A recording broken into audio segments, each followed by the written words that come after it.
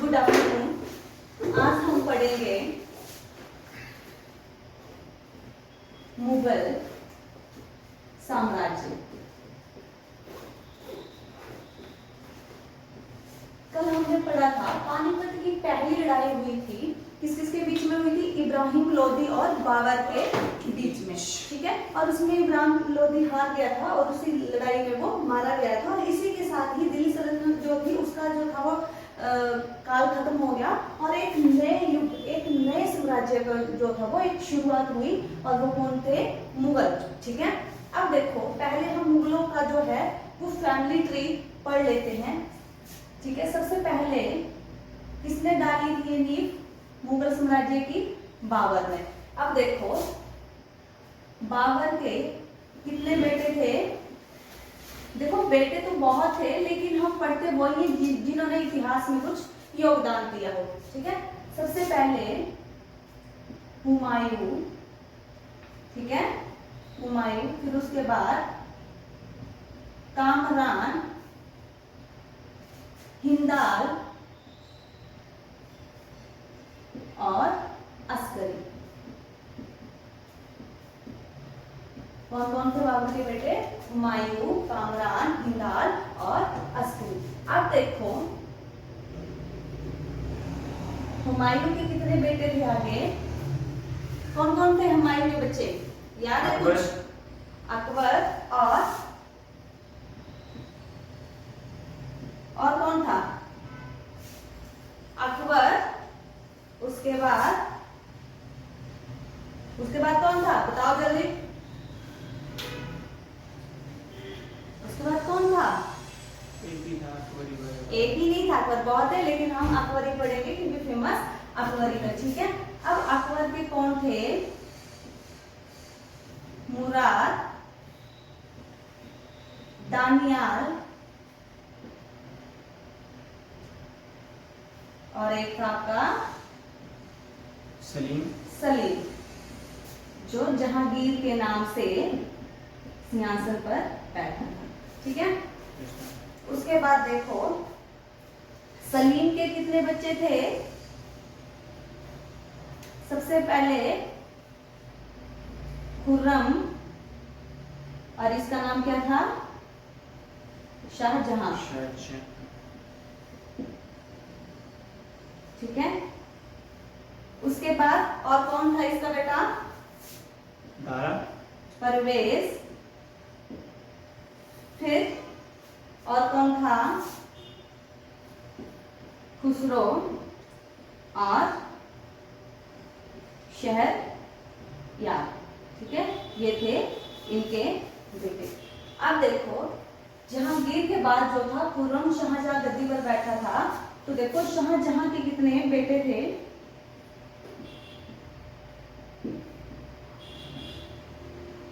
इसके बच्चे थे सबसे पहले दारा, शिको, शुजा।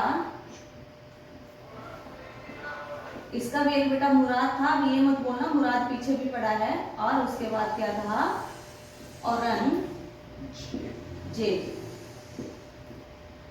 ठीक है, औरंगजेब। अब देखो, औरंगजेब के कौन कौन से उत्तराधिकारी थे?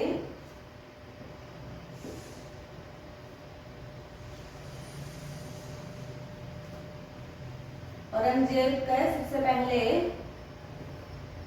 राम बख्श, ठीक है, राम बख्श। फिर उसके बाद था आजम,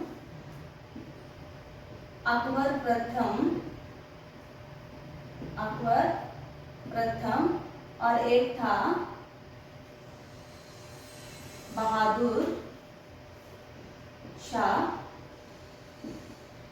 जफर या बहादुर शाह प्रथम, ठीक है।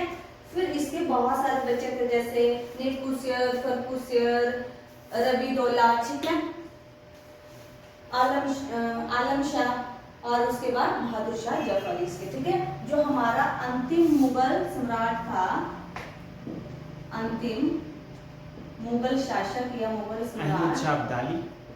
अच्छा, अहमद शाह अब्दाली इसका था, बहादुर शाह, जाफर द्वितीय, हाँ जी, बहादुर शाह जाफर द्वितीय, शाह जफर द्वितीय या बहादुर शाह द्वितीय, ठीक है। अकबर द्वितीय भी था जो कि इसका ही बेटा था, ये भी इसका ही उत्तराधिकारी था, ठीक है। तो ये था हमारा जो मुगल साम्राज्य था उनके उत्तराधिकारी। सबसे पहले बाबर आए, देखो हुमायूं, कामरान, हिंदाल, अक्सरी इसके बेटे थे। उसके बाद देखो ऐसा नहीं कि हुमायूं के सिर्फ एक ही बेटा था, और भी बेटे थे, लेकिन हमने क्या किया कि अकबर ही पढ़ेंगे क्योंकि फेमस जो था वो अकबर ही था, ठीक है। उसके बाद देखो अकबर के कितने थे, मुराद, दानियल और सलीम। अब सलीम के कितने बेटे थे, खुर्रम जिसको हम शाहजहां भी बोलते हैं, परवेज, खुसरो और शहरयार, ठीक है। उसके बाद देखो सलीम के बाद कौन गद्दी पर बैठा था, शाहजहां। उसके कितने बेटे थे, दाराशकोर, शुजा, मुराद और औरंगजेब। आगे औरंगजेब के उत्तराधिकारी राम बख्श, आजम, अकबर प्रथम और बहादुर शाह जफर। और देखो बहादुर शाह जफर के बहुत सारे बच्चे थे, लिखना चाहते तो लिख लो, ठीक है। फर्रुखसियर, फर्रुखसियर, नेपुसियर,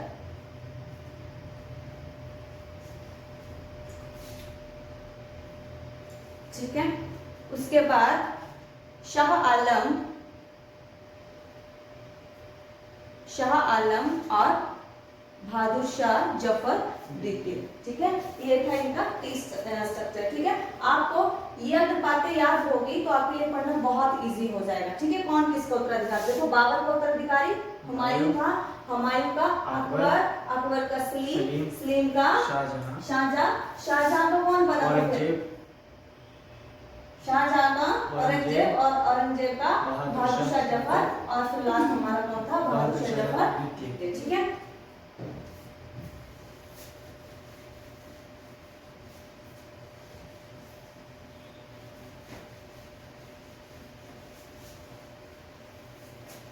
तो बाबर के बारे में हम थोड़ा सा पढ़ते हैं। देखो मुगल साम्राज्य का संस्थापक था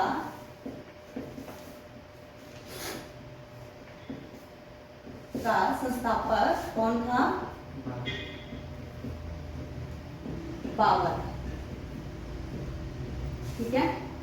और इसके पिता का क्या नाम था, उमर शेख मिर्जा, नहीं उनके वंशज का था, ठीक है। ये चंगेज खां और तैमूर के वंशज था, बट इसके फादर का नाम क्या था, उमर शेख मिर्जा, ठीक है। अब देखो बाबर 1494 में एक छोटी सी उम्र 12 साल की उम्र में क्या हुआ कि इसके फादर की डेथ हो गई, इसके पिता की मृत्यु हो गई, और जहां का वो शासक था उसका नाम क्या था, फरगना, ठीक है। फरगना का शासक था इसका फादर, तो उसकी जब डेथ होगी तो जो बाबर था वो इसका शासक बन गया, ठीक है, ठीक है। तो वहां का बाबर जो था वो शासक बन गया। देखो कोई शासक बनता है तो वो हमेशा क्या चाहता है कि उसके साम्राज्य का विस्तार हो, उसकी सीमा बढ़े। अगर ऐसा नहीं होता तो शायद ये युद्ध, ये जो क्रांति होती वो कभी होती ही नहीं। तो उसने क्या किया, देखो एक एरिया था हमारा समरकंद, ठीक है, एक एरिया था समरकंद जहां पे बाबर का चाचा जो था वो राज कर रहा था, ठीक है। तो बाबर ने सोचा कि मैं समरकंद को अपने साम्राज्य में मिला लेता हूँ, ठीक है। और उसने यहाँ पे क्या कर दिया, आक्रमण कर दिया। उसने 2 बार आक्रमण किया और 2 बार ही समरकंद को जो था उसने जीत लिया, लेकिन थोड़े टाइम के बाद समरकंद उसके हाथ से निकल गया। अब हुआ क्या कि देखो उस टाइम पे जो हमारी 16वीं शताब्दी है ना, उस टाइम हमारे भारत में नहीं दुनिया के जितने भी देश थे उनमें ना परिवर्तन आ रहे थे, ठीक है। तो देखो उस टाइम पे 3 साम्राज्य उभर कर सामने आए, सफवी ईरान का, ठीक है, एक उज्बेकिस्तान में आया और एक आया उस्मानी, ठीक है। तो वो तीनों जो थे वो आपस में लड़ते रहते थे, ठीक है। अब जब समरकंद उसके हाथ से निकल गया तो जो समरकंद का शासक था उसने क्या किया, उसने सफवी के शासक शेवानी खान क्या था, जिसका नाम शेवानी खान की मदद से किसको हरा दिया, बाबर को हरा दिया। और बाबर फिर वहां से भागकर कहां चला गया, काबुल, बाबर कहाँ चला गया, वहां से भागकर काबुल चला गया। ठीक है, काबुल चला गया। कब गया था ये? 1504 में, और उसने वहां पे काबुल को जीत लिया। ठीक है, अब कहा जाता है कि बाबर को भारत पर आक्रमण करने के लिए पंजाब के शासक और इब्राहिम लोदी के चाचा ने बुलाया था, लेकिन सच तो ये था कि बाबर को रहने के लिए अब जगह ही नहीं बची थी वहां पे। ठीक है, इसलिए वो भारत आया। ठीक है, तो जब वो काबुल चला गया 1504 ईस्वी में, ठीक है, और आपको पता है कि उस टाइम हमारे भारत की कंडीशन भी सही नहीं थी, क्योंकि दिल्ली सल्तनत जो थी वो कमजोर पड़ चुकी थी। ठीक है, और जब कोई शासक कमजोर पड़ता है तो बाहर वाला उसके साम्राज्य में घुसने की कोशिश करता है। ठीक है, तो क्या हुआ, देखो जब क्या हुआ, ठीक है, 21 अप्रैल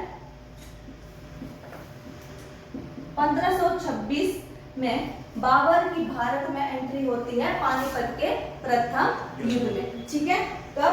1526 में उसकी एंट्री होती है भारत में पानीपत के प्रथम युद्ध में। और पानीपत के प्रथम युद्ध में बाबर ने बारूद और तोफखानों का प्रयोग किया। ऐसा नहीं था कि हमने एक युद्ध पढ़ा था पीछे, अदोनी का युद्ध, उसमें बारूद का इस्तेमाल हुआ था लेकिन बहुत कम मात्रा में हुआ था, इसलिए हम बोलते हैं कि बारूद और तोफखानों का प्रयोग कब हुआ भारत में? बाबर ने किया 1526 में, लेकिन पहले भी हुआ था। ठीक है, अब बाबर के थोड़े से युद्ध हैं, उनको पढ़ लेते हैं डिटेल में, उनको हम कल पढ़ेंगे। ठीक है, उसके अभियान, उसके युद्ध।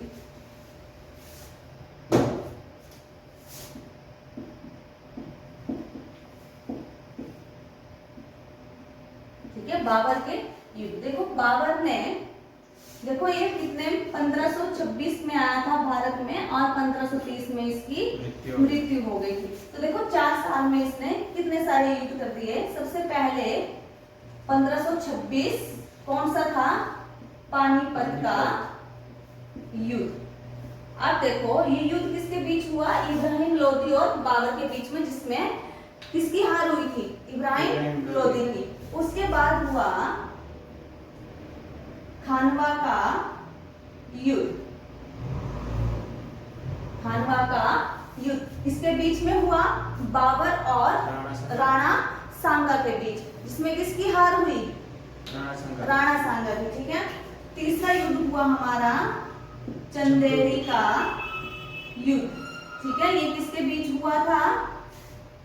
मालवा के शासक मेदिनी राय और बाबर के बीच। किसके बीच हुआ था? मालवा के शासक मेदिनी राय और बाबर के बीच, जिसमें बाबर की विजय रही। और अंतिम युद्ध हुआ था, ये देखो, ये हुआ था 1527 में, ये 1528 में, और ये लास्ट वाला घाघरा का युद्ध। ठीक है, घाघरा का युद्ध ये हुआ था 1529 में। और बाबर की मृत्यु कब हुई थी? 1530 में। ठीक है, ये अफगानों के बीच और बाबर के बीच। ठीक है, अफगानों के बीच और बाबर के बाबर और अफगानों के बीच। देखो घाघरा जो है उत्तर प्रदेश वाला एरिया, यहाँ पे क्या था? अफगान थे। ठीक है, तो उनके बीच हुआ था। तो कल हम ये डिटेल से पढ़ेंगे, पानीपत का युद्ध, खानवा का युद्ध, चंदेरी का युद्ध और घाघरा का युद्ध, और साथ में हुमायूं। ठीक है, धन्यवाद।